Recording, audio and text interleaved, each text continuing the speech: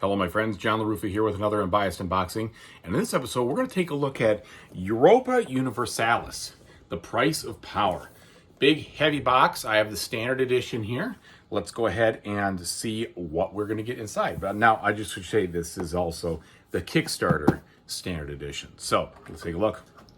All right, folks, and as usual, please like and subscribe to my YouTube channel if you haven't done so already. And if you have, thank you so much. I appreciate the support.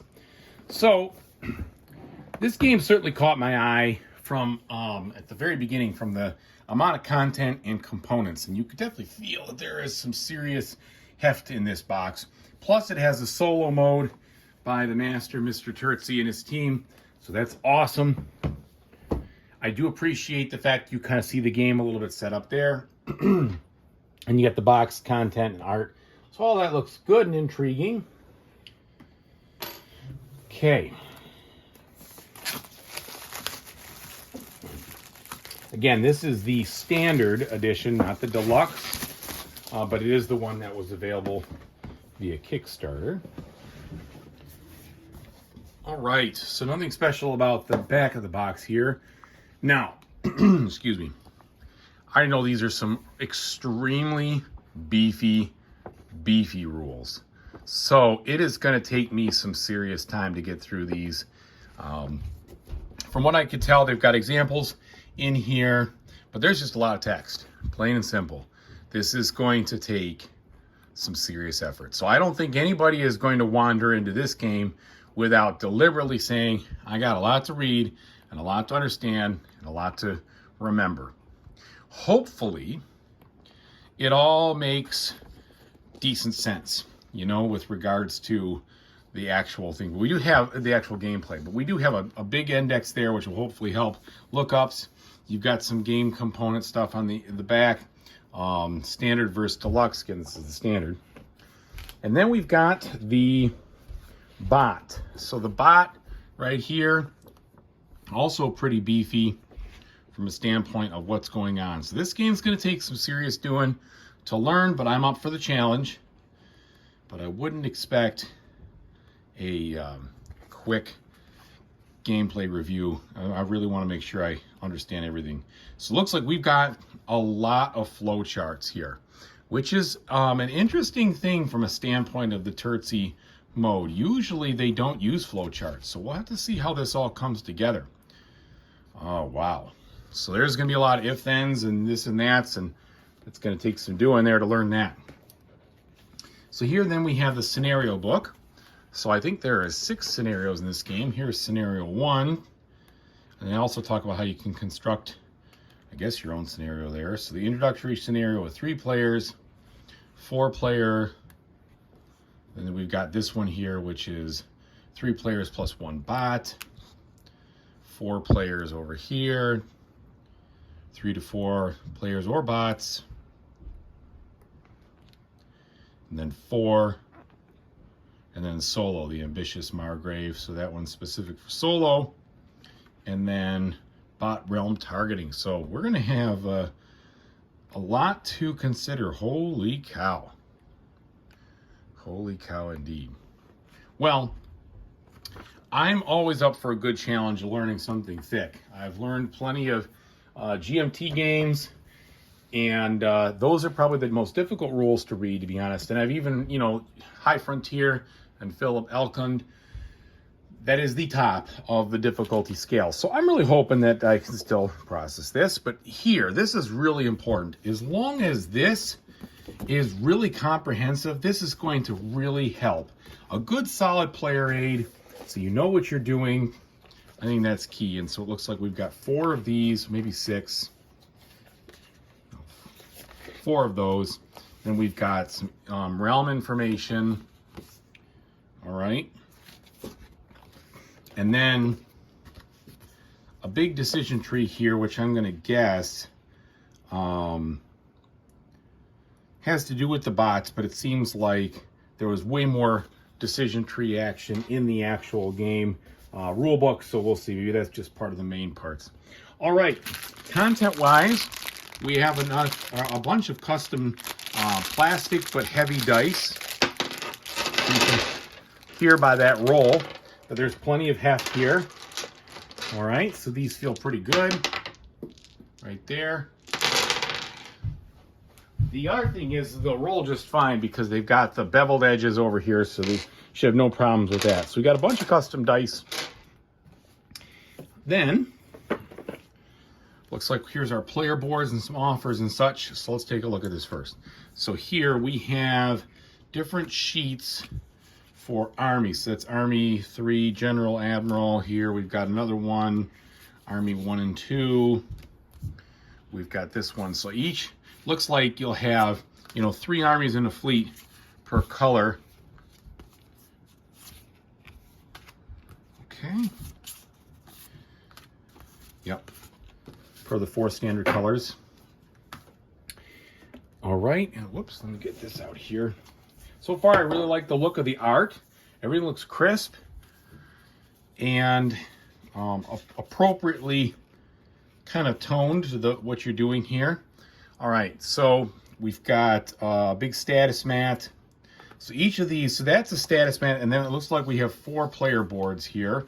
So here's your yellow, your white, your red, and your blue. And it looks like on here we've got stuff about towns, vassals, the monarch powers, your stability, and your reserve and a treasury here, manpower, etc. So lots going on. And then they are double-sided here. So now you have, this is the bot. So I'm not sure if the bot is any different here. It does not appear to be. It looks like it's the same, although I see a different flag on there, but that's probably just color of the actual components, not much else. All right, now looking into some game boards. The first one here is this very long, looks like kind of an extra, the world. So this says 1618 on setup. And I wonder if it's the same in the other one. So this one says 1444 setup. So it looks like these will be, different depending on the scenario you're doing here. But very sharp artwork, very nice, clear and illustrated. And I do like the crispness of the overall look here. So that's cool. This is probably a medium thickness. It probably could have been a little thicker to be a little more durable just because it's so large, but that'll be all right. It looks like it's going to blend in with the game board. The game board itself is in that medium thickness. So these boards, I would say just a little bit thinner than your usual game board here. So hopefully that's not going to be any kind of issue. Let me slide so everybody can see this. So here is our board. Oops, kind of set out there. And that looks really sharp indeed. Okay, so that's one side of it. Now that says the 1618 setup. And then on the other side, the 1444 is my guess. Here, yep, 1444 setup. So it looks really good, colorful, and I do like the overall. There's a lot going on, but it all looks like you can clearly see, what's going on territory-wise, state-wise, icon-wise. That's fine. Again, the only thing is, it really is a little bit thin on the side of the cardboard there. Just not quite the usual thickness that you'd see in a game board. Now we've got medium thickness chits, and oh boy, are there a lot of them. So we have little tokens here. So that's going to help fill out the board pretty nicely. So it looks like we've got the red and yellow, and then here comes the blue and the white. A lot of different icons there from your, probably your towns, your vassals, etc. Okay. Then we've got, again, this is the standard components. So these are all, so these are actually thicker. So here, so those were a little bit thinner. This one's actually medium thick cardboard for these different icons here. Okay. So those are thicker. Same thing with this board over here. All right, and then we have some trays, thank goodness, to hold everything. So these are our plastic figurines. Let's take a look at them a little bit closer. These are going to represent, I'm sure, your 3 armies and your fleet. Those look nice and sharp. And I do like the idea of having one icon represent the armies you have instead of having to push a whole bunch of little tokens around, etc. So that'll be good. All right, so we've got this in the 4-player colors as you'd expect. Okay. And then the final piece of the puzzle here is all the cards all in here. Now I'm seeing a little bit of a recessment there, which is good. Hopefully it'll hold sleeved cards with no issues. My preference is always to sleeve the cards and do that in the cheap sleeves. So I think I might get lucky there. Hopefully they don't bulge out too much. All right, so let's go ahead and see what the card quality looks like. Once I'm able to open it up. Okay, so here's the first deck. All right, quality-wise, they're a decent thickness of card, and they've got the texture on them. So I'm still going to want to sleeve them. It's probably right at the edge where you could say yay or nay on sleeving, but they have a nice air cushion finish. They're just loaded with content here. So you've got some artwork, but you've got a lot of information, icons and everything. So these are going to be, I don't know what exactly how they represent what they represent, but there's going to be a lot of information on there. So you've got a ton of different cards there. And then here is, it looks like we've got some information on the different player colors you can be, or the different nations you can be, depending on how you want to do that. So lots of stuff there for the 1444. Okay, we have this next deck, and what I think I'm going to do, let's just open this up here. So here, it looks like different things completely. Like this says Chinaware, so this looks like more of a trade card here, and cloth, different things, cocoa. So these are different, even though they're both cocoa. You've got some differences on the cards themselves. Here's some copper and cotton and dyes. So these look like there's all these trade goods here with all sorts of information on there. Icons are good, but there's just these are very functional in regards to what you're doing. So you got a lot of cool looking things. I'm really excited to learn this one. I really am very hopeful that it's going to be just a joy to understand and dig in and dig deep. Usually these kind of games are really hard to do that from a solo standpoint, but we've gotten some better offerings this year or in the last couple of years. So we'll see. Hopefully this one will follow suit. All right. So you looks like there's just a ton of different, my guess is these are sort of like events or sort of things that you see in card-driven style war games where stuff happens and you got to react to it, etc. So lots of content, but good quality. And overall, I do like the darkened kind of look. But you know what I really like? Again, back to the board, that each of these territories looks colorful. And even though there's a lot going on, it's not just this bland, Mediterranean, European blah map. It still looks fun, looks the part. And I appreciate that because it's easier, I guess, artistically, just to have a straight map that looks brown or green and that's it. And then you just have it all functional. But I think it's important to make it look nice. When you've got a game, you're going to invest this much in it. Might as well go the extra mile there. Okay, then we've got what look like army cards here. And again, I think that's pretty nice. Oops, nice artwork. But there's a lot of functionality here. You've got a lot going on. Lots going on indeed. All right. So those, 2 more decks of the medium cards. Okay. So this deck here, it's more army maneuvers, etc. So we got more of that. Now it looks like we've got something different here. These look more like some type of civil kind of card or something of that nature.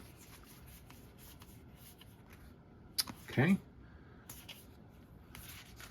So there's that deck. And then we're getting to the final one of this. And then we've got some more componentry here to take a quick look at and some of the smaller cards, and then we'll have done it. So lots to unbox. It's a little bit of a longer unboxing video, but a lot of content to look at too. So that's what happens. Okay, and then here, these look like, it's interesting, they've got the peace symbol, but it's a counter-espionage card. So that's probably some type of negotiation, or because it talks about alliances. And then we have the final, this is actually, it looks like one deck number 1 here for events or however it drives the game forward. So lots of stuff there. Okay, now we have these little guys, of which there are 4 of them. So let's start with this one. This says administrative ideas here.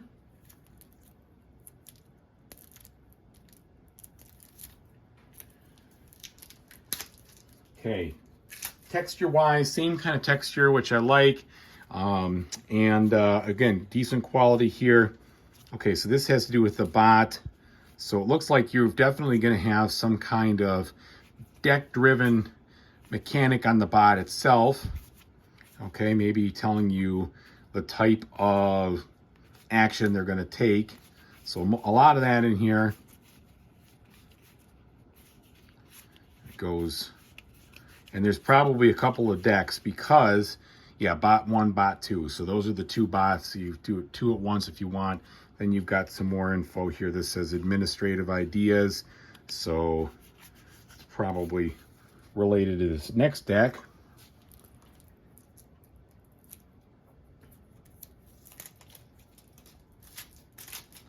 All right.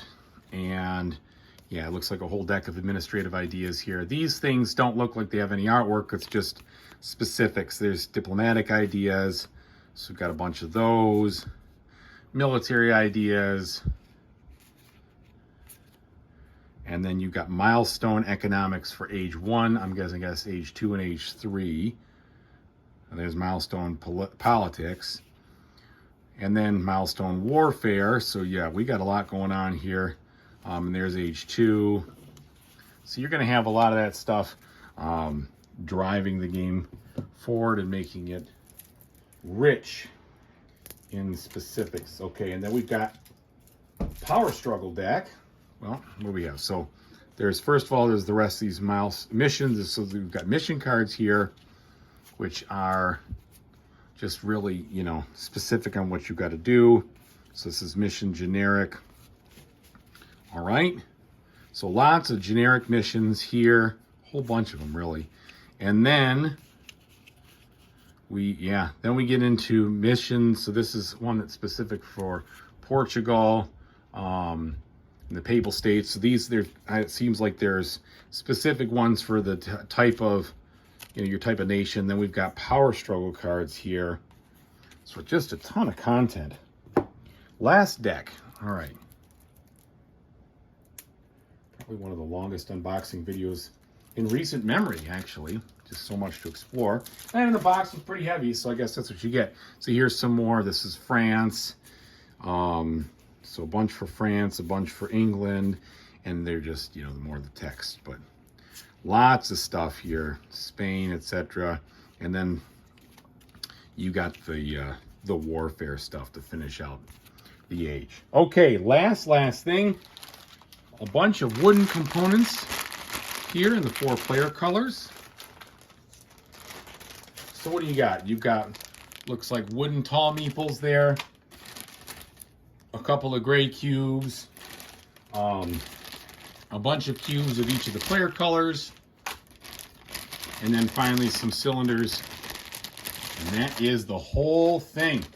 All right, lots of stuff to look forward to. Can't wait to dig in, but it is going to be a little while, folks, before I can review this properly, because there's going to be some serious learning. That's okay though. I love it. All right, thanks so much for watching, everybody, for sticking with me for this long unboxing video. I appreciate it. Whatever you decide to play in the future, I hope you have a fantastic time doing it. Take it easy, everybody.